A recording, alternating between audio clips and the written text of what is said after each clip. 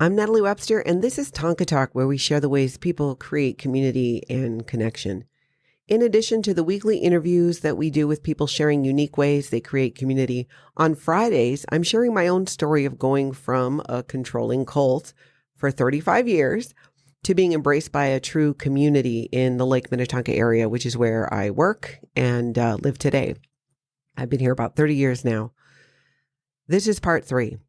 In part 2, I shared how the murder of John Lennon by Mark David Chapman resulted in my sister and I making our first dedicated steps into taking our first real true steps into our Scientology indoctrination as children. We had done a few things really minor prior. This was when it really got serious. This is when John Lennon was shot when we were 8 and 10 years old. My personal story has everything to do with why I want to delve into and share stories of human connection and community. For now, back to my story. This is Grandpa Dad, Lake Minnetonka Safe Haven from Scientology Part 3. Because Mark David Chapman did go into the Church of Scientology across the street from where he worked as a security guard, this was in Waikiki on the island of Oahu, which is where I grew up. This was not long before he flew to New York and murdered John Lennon. After that happened, the Church of Scientology was once again in the crosshairs of the FBI. Now, in 1980, my mom worked for the Church of Scientology as what's called a body router. Let that sink in. Body router. You route bodies. Her job was to go out in the evenings when she worked on the streets of Waikiki and recruit people back to the church building to take personality tests, which was a recruitment tool that Scientology used and still uses today. From there, a Scientologist would try to show that person how aspects of their personality were ruining their lives, and only Dianetics and Scientology could fix it. They would then be directed to buy a book, a course, or counseling at the church. Now, there are universal truths in Scientology that are just that, universal truths. In Scientology, you're led to believe that these truths were created by L. Ron Hubbard, when in fact, most of what resonated with me in Scientology is available for free through many sources. Universal truths are universal truths because Scientology stops its parishioners from exploring other sources of truth, practicing other religions. Many don't realize till they leave that they paid a crazy amount of money when they didn't need to. That's a popular question I get is why do people stay or how do they get in Scientology in the first place? I was raised in it as a child, so my experience is a little different. But being introduced to certain teachings in Scientology, there were things that did resonate for me. And interestingly, in what's it been, over a decade now since I left Scientology, I've been exposed to a lot more universal truths and different sources of information. And it's interesting to kind of connect those dots of no wonder this resonated with me. It's kind of like saying being in Scientology and you're told, this is an example. This is not what happens, but this is an example of how it goes. You learn about gravity. And L. Ron Hubbard discovered gravity. And this is just the coolest thing ever because you experience gravity. You can see it. The more you learn about it, you understand it. You feel a little bit more in control of gravity because now you can use it as a tool. Now, L. Ron Hubbard did not create gravity. Gravity is gravity is gravity. For me, again, it's what I would call this universal truth. It just is. That is an example of kind of how this happens. Because again, there are things in Scientology that can be put to good use, that can help people. But there's this whole other side of it that does the exact opposite or uses these universal truths to control and harm people.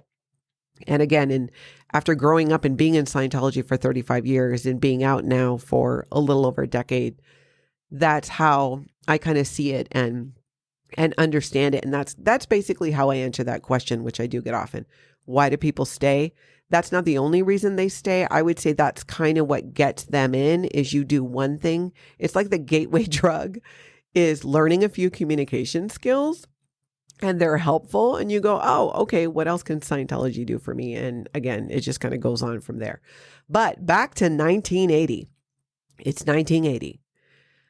My mom was an attractive 28-year-old at the time. She had been a high school senior when she became pregnant with me. 6 months later, she was a stunning 18-year-old Barbie-like bride, soon to become a first-time mother. At 28, she was 5 years into her second marriage to an incredibly talented wood carving artist who happened to be a paraplegic. She met him when she was making a living as an exotic dancer after leaving my biological dad, who was never in Scientology. Brian was a good stepdad, and he was a fascinating human. He helped my mom walk away from a life that was not healthy in multiple ways, helped her get custody of my sister and I, and brought her and us into his family as well as Scientology, where my mom eventually became a staff member. She would work with Brian in their wood carving shop during the day, and evenings and weekends, she would go down to Waikiki and work at the church and take us with her. Now, my mom was amazing at getting groups of mostly men, often in the military, because it was Waikiki and Oahu, to follow her from the busy streets of Waikiki into the Church of Scientology of Hawaii for a personality test. As a 10-year-old, I did not like it. I didn't like the way the men looked at my mom or the comments they often made. My sister and I were around, so we would see this happen. My sister Lana and I had heard my mom's pitch to take a personality test so many times. When she would go out to the street to try and recruit people in, sometimes we would follow her, but we had to keep our distance so it didn't look like that we were with her. And so we'd heard this pitch so many times. So when we would draw these pictures and go across the street to go see Mark, who come to find out was Mark David Chapman, we would sell them to him to make money for candy. I had talked about this in part 2. Now, telling our, quote friend, the security guard, to take a personality test seemed like a natural thing to do on occasion. I'd seen my mom do it so many times. Now, I cannot say with certainty that as a 10-year-old, I may have inadvertently body routed, if you will, that's the term Scientology uses, Mark David Chapman into the Church of Scientology, but the possibility crossed my mind a few times later in life based on these conversations that we had, which weren't intense conversations about Scientology. Remember, we were 8 and 10. We were just trying to hustle these drawings to make some money, to get some candy. That was our whole hustle going on at that time. Now, here's the thing, though.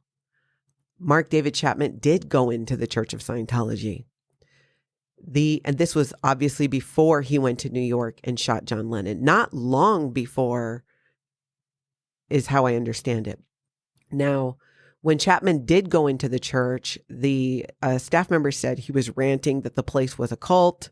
He was like telling them that this is a cult. This is a cult. I think it was weeks after that, again, that he flew to New York and shot John Lennon. And this was in December of 1980. Sometime after that, the FBI and investigators were looking into any connection to the Church of Scientology in Hawaii.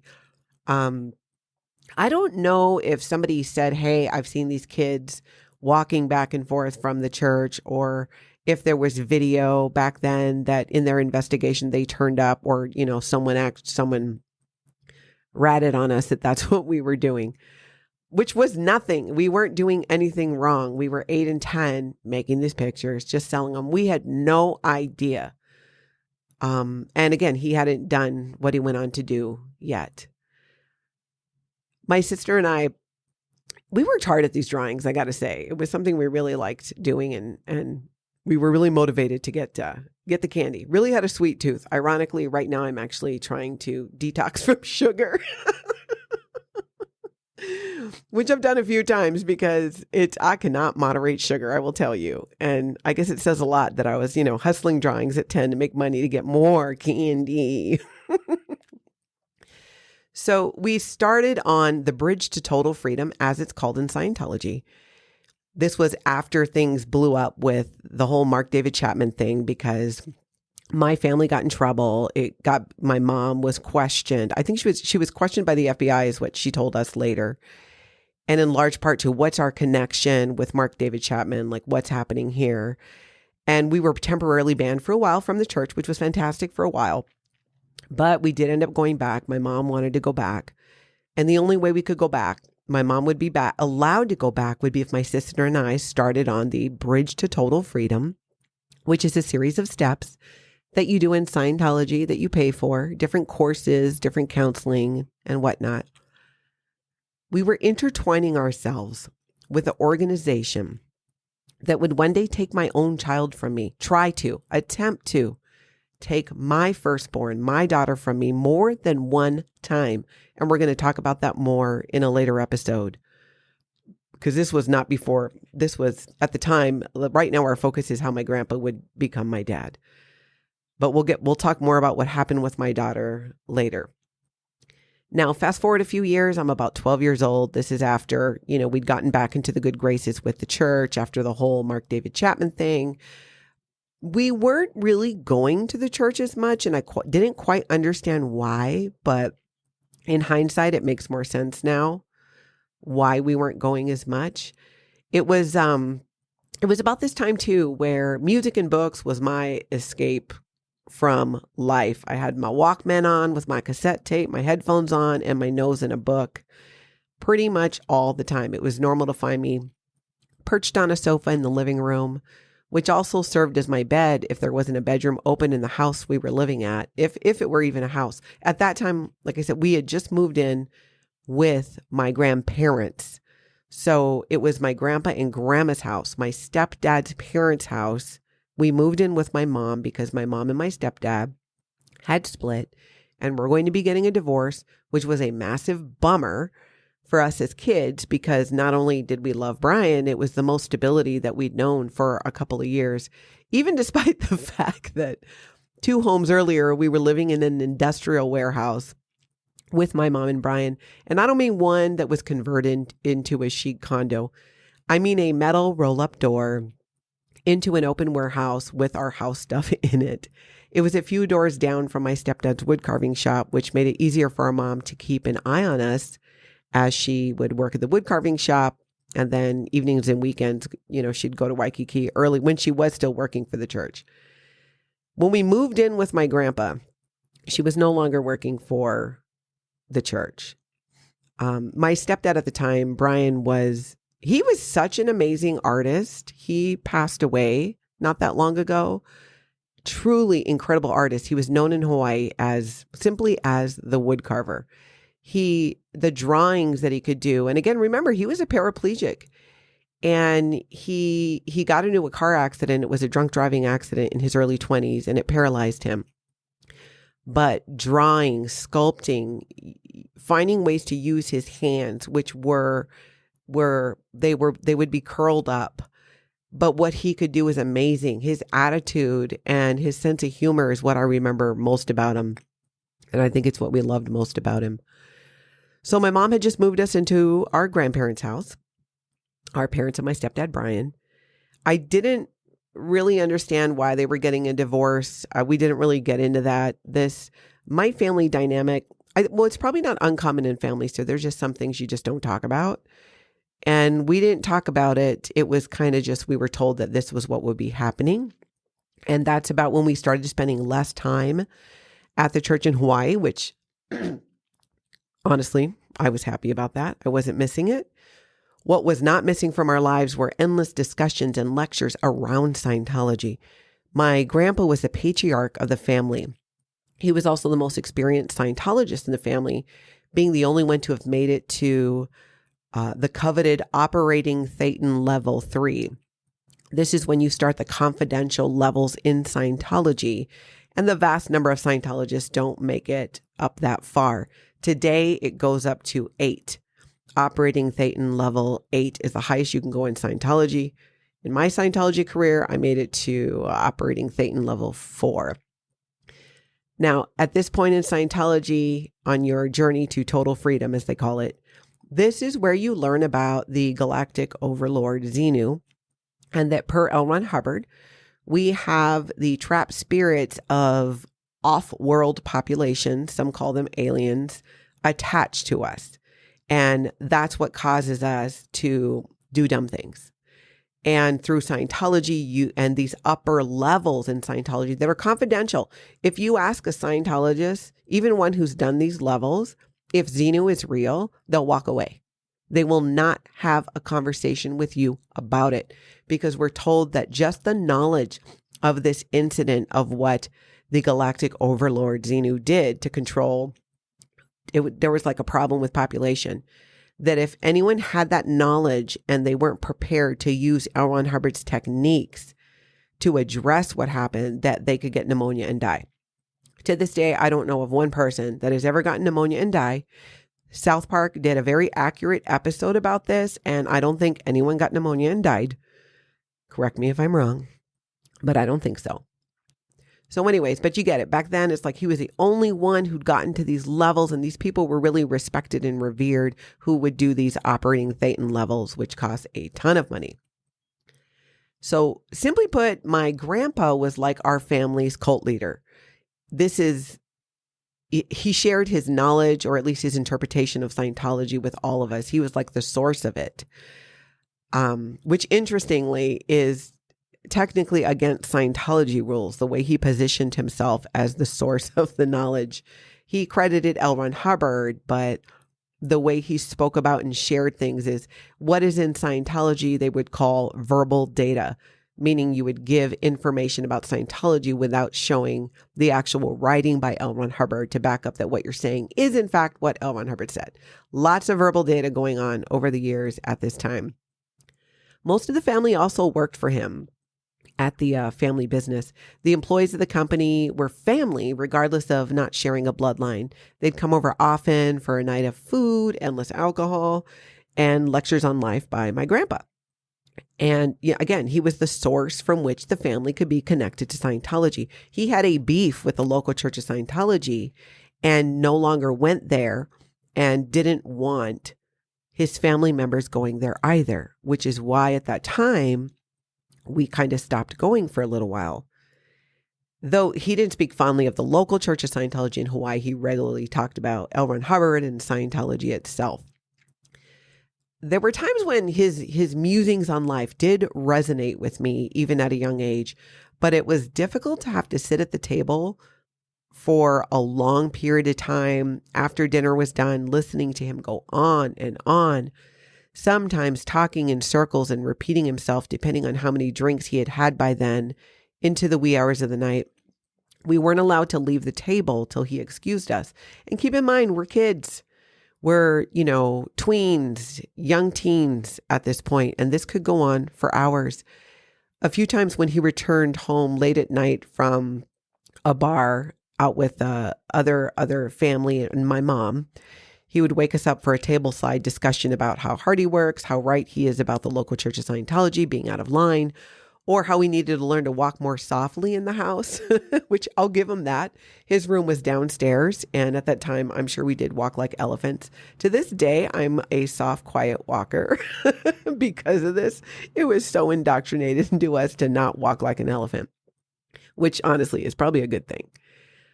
My mom would sit beside him and just swoon. I think it was a combination of intoxication and blind admiration at the same time. Because remember, he was in our family the person who had made it the furthest in Scientology. I remember once that my mom actually passed out sitting up, and my grandpa just smiled and said he knew she was still listening. He knew she was still listening. Even though she had passed out, was sitting there just nodding off. Because again, they had come back from the bar and we're continuing to drink. Little sidebar, the alcoholism in my family is something that was never talked about. I started drinking when I was, I think, maybe 13 or so. I'll probably talk more about that later. Children in Scientology are not seen as children. You are spiritual beings with small bodies. So you're not really looked at in the same way. The thought in my family at that time was that if we drank with them, we wouldn't with our friends, which didn't completely work out, but more on that craziness later. Today, I don't drink. I actually gave up alcohol 7 years ago, and it was one of the smartest things I ever did for myself. So we had a very unhealthy relationship with alcohol in our household. And the fact that my grandpa was an alcoholic is something that to this day will not be acknowledged by that side of the family. Now, I got to tell you though, these lectures at the time did make me wish I could drink alcohol like the other adults who were present and, be seen as an active participant, but it would kind of numb the night's homegrown TED Talk that went on way too long. To this day, I sometimes have a difficult time focusing in a meeting with if there's several people and one person is talking. It's something that I'm working on, or I should say, if they're not just that, if they're just talking and it goes on a little too long, it's something I'm working on. I'll get like some anxiety and my brain will completely just go someplace else because that's what I did when it would get uncomfortable.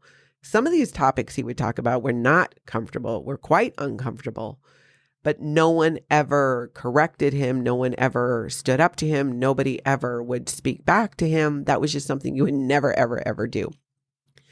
Our cousin from California, who was my grandpa's favorite grandchild, hands down, had come to live with us. She kind of lived with us on and off, and we were about the same age, which was fantastic. Absolutely adored her.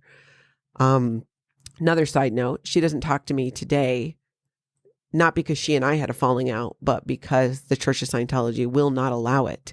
Even though she is not an active Scientologist, wasn't when I was speaking to her even, some years ago, but because she has, her ex-husband is still a Scientologist and comes down on the family anytime they find out if I have any type of interaction with them. In fact, when my stepdad, Brian, passed away, I did not go to the funeral in Hawaii. My sister went back, and the reason I didn't go is I knew that it would cause a scene. It would be a whole thing, and I didn't want it to be about me. I wanted it to be about Brian and celebrating his life. So my sister Lana goes back, and one of the services was at the Church of Scientology in Hawaii, and my sister was not allowed in the building. She was in the car during our stepdad's funeral. Oh, makes me a little choked up. I need a minute.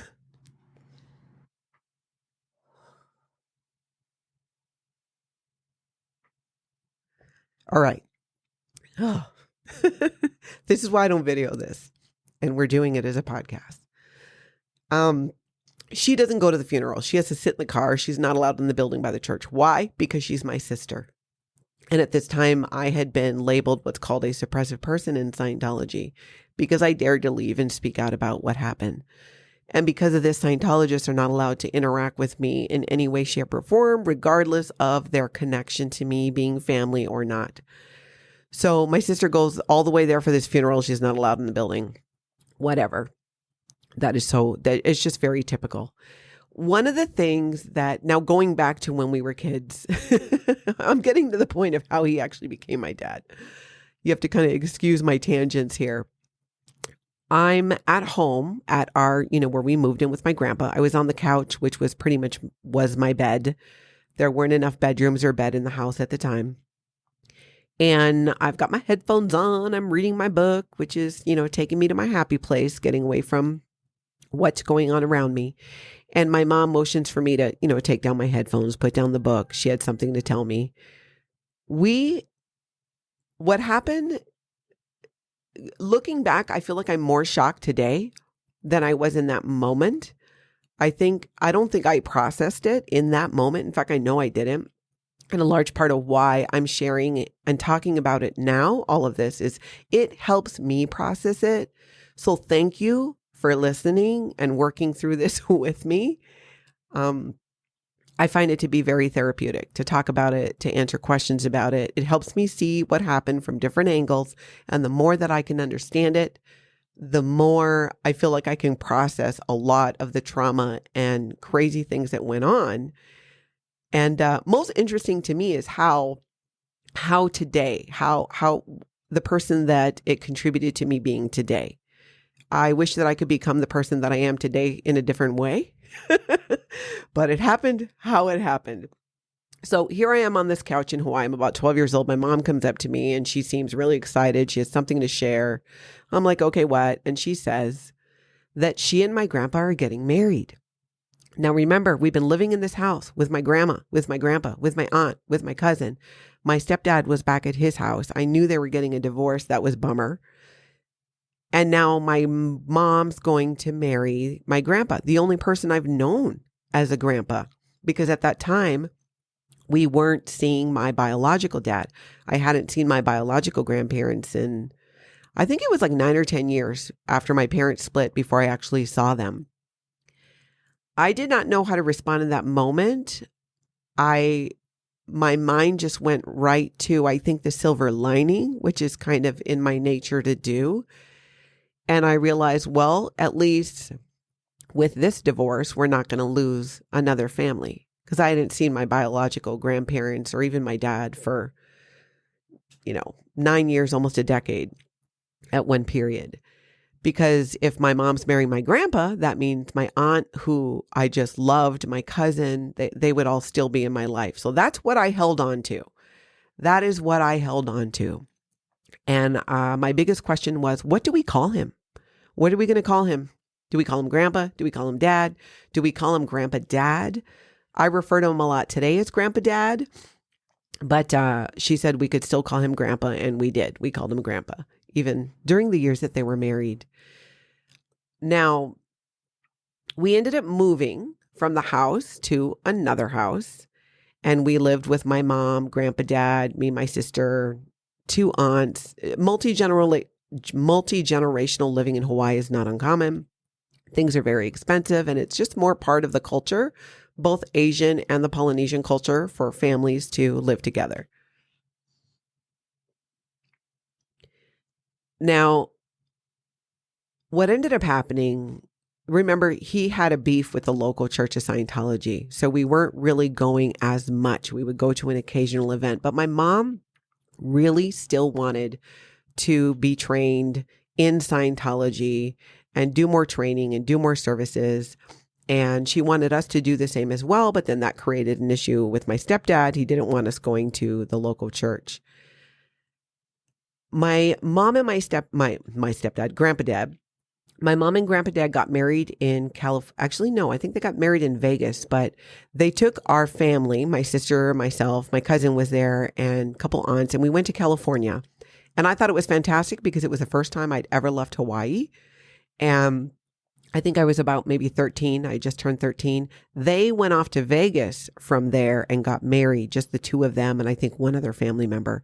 So the trip was really focused on Disneyland and, being off island for the first time in my life. I'd never seen a billboard.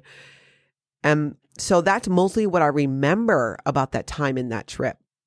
They really made it about, having all this fun, which that didn't happen on the regular. We didn't really do much as a family. We would get together for meals, and there'd be a lot of alcohol and a lot of Scientology, but not so much with the, vacationing together and things like that. When you're in Scientology, most of your resources, time and money, go to Scientology. So they get married. They were married for a few years. I was able to still have a relationship with, of course, my aunts and all that. And we kept all those same titles. I didn't have to start calling my aunt my sister. That was honestly my biggest concern at that age, was how do I explain this to people? When kids get divorced, when parents get divorced, sometimes that's the hard thing for kids. It's like, hey, my parents are divorced. Maybe not today because it's so much more common, right, wrong, or indifferent. Imagine your parents are getting divorced, possibly sharing that with your peer group as a tween and young teen, but your mom's marrying your grandpa. And your friends know who your grandpa is because they've been around you and they've been at your house. It was mortifying, to say the least. And it's a secret that I kept. There weren't many people outside of a few very close friends that knew that my mom married my grandpa. For obvious reasons. Just imagine, put yourself there. It's already that my family's a little odd because they know that we're involved with Scientology. And now they know that my mom has married my grandpa. It was a mortifying time in my life. And I think now, today, it was the beginning of me growing incredibly thick skin when it came to who I was or having people know who I am or about me or things. I do get embarrassed, but not about the things that maybe the average person would get embarrassed about, because I think I lived such an extreme in areas of things that are embarrassing and mortifying as kids. So that kind of, I think, was the beginning of a lot of what I'm going to share with you as we move forward. I find that people find a lot of it pretty shocking. I didn't even know that it was shocking or odd or weird until I left Scientology and started sharing about these things. And again, I want to thank you for listening, because this is helping me process it, especially this period where my mom married my grandpa and what came later, what came after that. My grandpa would turn his attention on me and not in a way that I got in trouble for something that I did as a 13-year-old that probably almost every 13, 14, 15-year-old out there has done. I was punished for it and I was sent out of the state for 3 months. And this really speaks to the kind of figure that he was in our family, that he could dictate this type of banishment and nobody questions it. I'm not going to share that today because this is going on for a little bit longer, but I wanted to share more about that tie with what happened with Mark David Chapman and how we got started in our indoctrination in Scientology. And I guess this episode really being about how my grandpa became my dad. When we chat next week, I'm going to, you know what? Honestly, I don't know what I'm going to share.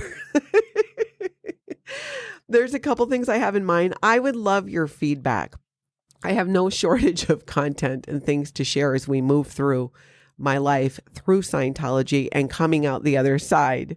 So if you have questions, please reach out to me, Natalie@tonkatalk.com. I'd love to hear them. I'm an open book. I will answer them if I'm able to. I want to thank you for listening. This is part 3 of my story. Next Friday, I'm going to drop part 4. Would love to hear from you. But for now, I'll talk to you later.